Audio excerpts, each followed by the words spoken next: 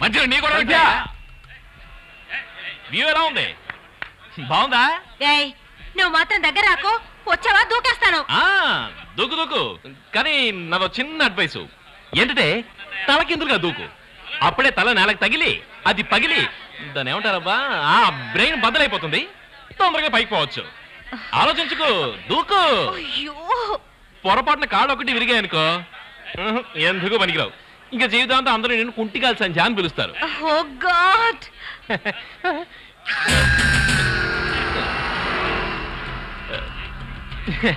అసలు నా బాధ ఏంటంటే నువ్వు దూకుతో చచ్చిపోతావు, వాడు గీతతో హాయిగా. వాడు అసలు మనిషేనా? వాసానికి చీర కడితే వాసన తీయని కౌగులించుకునే టైపు. అసలు నువ్వెలా వాడిని? సరే పోనీ, గీత అంటే ఏదో ఎర్రగా బుర్రగా డల్ల పిల్లలా ఉంటుంది.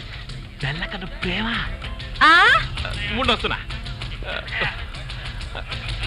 త్వరగా చెప్పు. మెల్లకన్ను ప్రేమమ్మా. ప్రేమ ఇదెప్పుడు మొదలైంది? అదే నాకు అర్థం కావట్లేదు.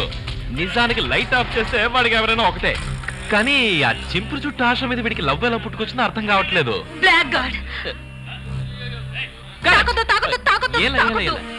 జారిపోకుండా పోవచ్చుగా పైకి డీసెంట్ గా. అసలు విషయం కూడా తెలుసుకుని పోతే మరీ బెటర్ గా ఉంటుంది.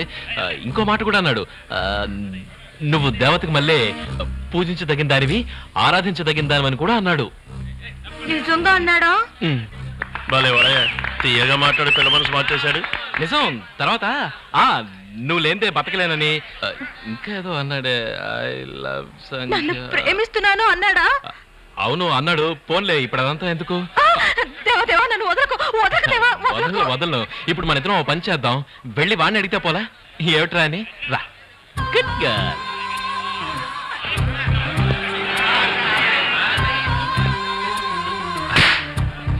Do you love me? Yes, dear. Yes. అయితే రా, పెళ్లి చేసుకుందాం. ఏదో 5 స్టార్ హోటల్లో సర్వర్ కదయ్యా, బార్బర్. హలో, బార్బర్ కదమ్మా, హెయిర్ స్టైలిస్ట్. మన ఫ్రెండ్ దేవా. ఏం చదువుకున్నాడో? ఆడదాని మనసు చదివాడు. ఎటువంటి ఆడదాని మనసైనా క్షణంలో మారుస్తాడు.